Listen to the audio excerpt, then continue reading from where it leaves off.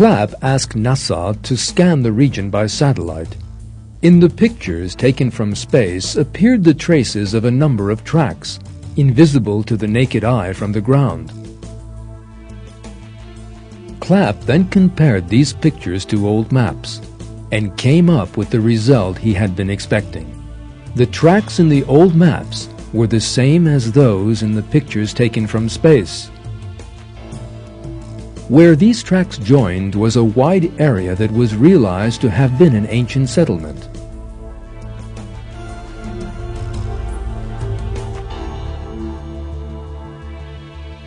The time had come for Nicholas Clapp to set off on his travels.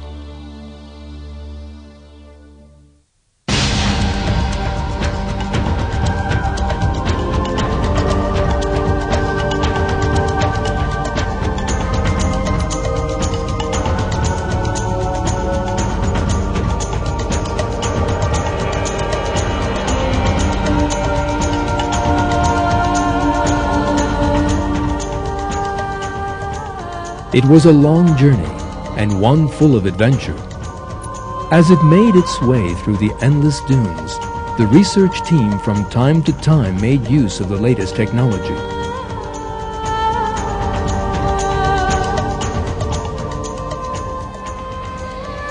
Yet there were also times in that wild place where technology was of no use. Eventually, Clapp and his team arrived at the historic remains they hoped would be those of the city of Ubar.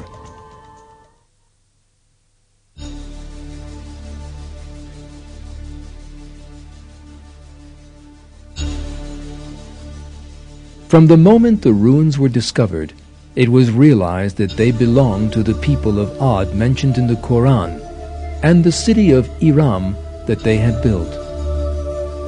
Clapp also made use of the Quran during his investigations.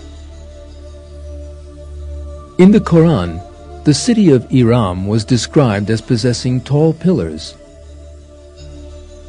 Yet the Arabic word used for pillar also means tower.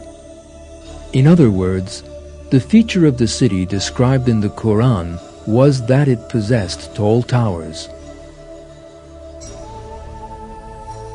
The traces of these tall towers duly emerged during the excavations. Thanks to the use of three-dimensional graphic technology, scientists were able to reconstruct them.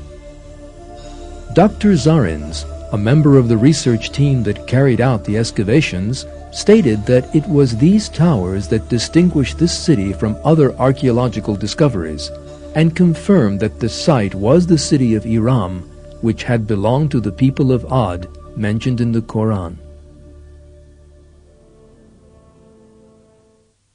Do you not see what your Lord did with Ad of the city of Iram with lofty pillars, whose like was not created in any land?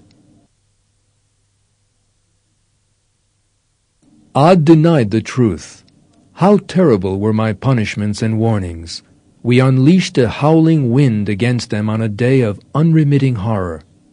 It plucked up men like uprooted stumps.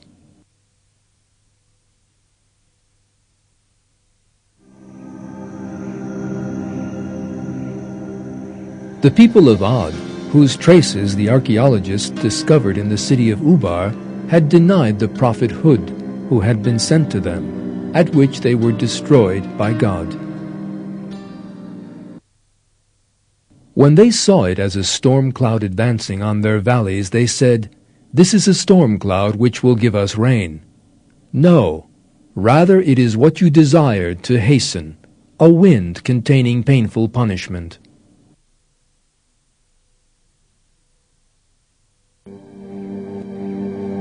It is revealed in the verse how the people saw a cloud that would bring them great suffering, yet that they failed to understand its significance, believing it to be a rain cloud. This is an important indication of the nature of the suffering that was about to be unleashed on them. Desert storms. The whirlwinds that proceed along by raising up the desert sands resemble a rain cloud from a distance. It is possible that the people of Ad were deceived by this and failed to realize the danger.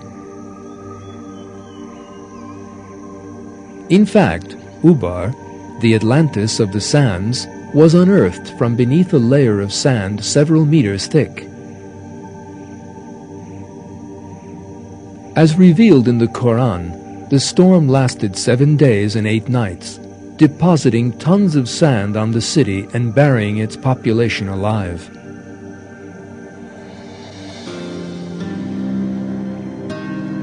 The most important evidence that the people of Ad had been buried in a desert storm is the word Ahqaf, used in the Quran to define the place of the people of Ad.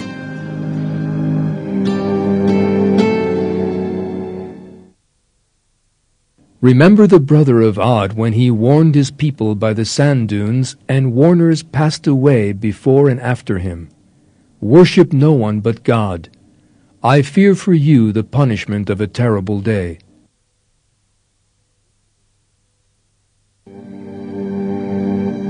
Ahqaf in Arabic means sand dunes. This shows that the people of Ad lived in a region full of sand dunes, so it is quite natural that the city should have been buried in a sandstorm.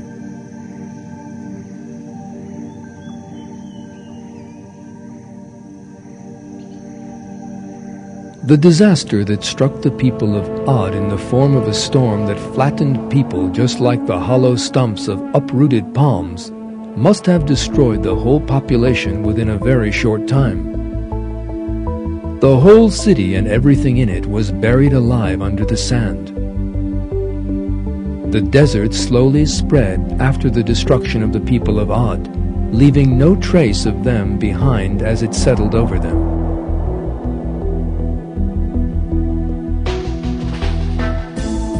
In brief, historical and archaeological discoveries prove the existence of the people of Ad and of the city of Iram with lofty pillars, as mentioned in the Quran, and that they were destroyed in just the same way that the Quran relates.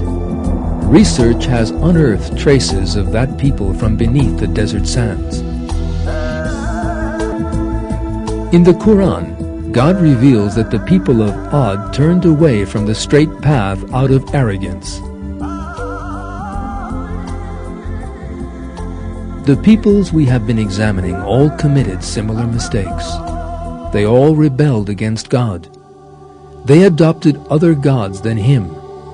They grew arrogant in the earth without any right, and turned to sexual deviancy and perversion, and God destroyed them.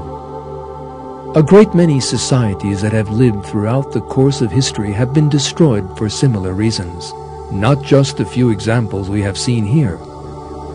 God tells us of this fact in the Quran and asks us to think hard about them. Our task is to learn from the destruction of these peoples and to take warning from them.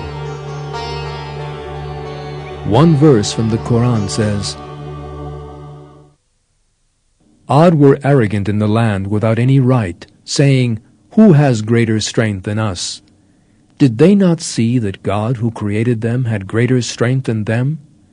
But they renounced our signs.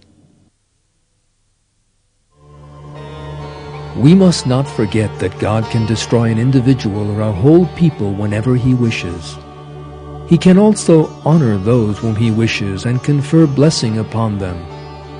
All good and beautiful things are in the hands of God. Man's duty is to constantly thank God for all the blessings He has bestowed and to seek His good pleasure. God issues the following call to man in another verse of the Quran.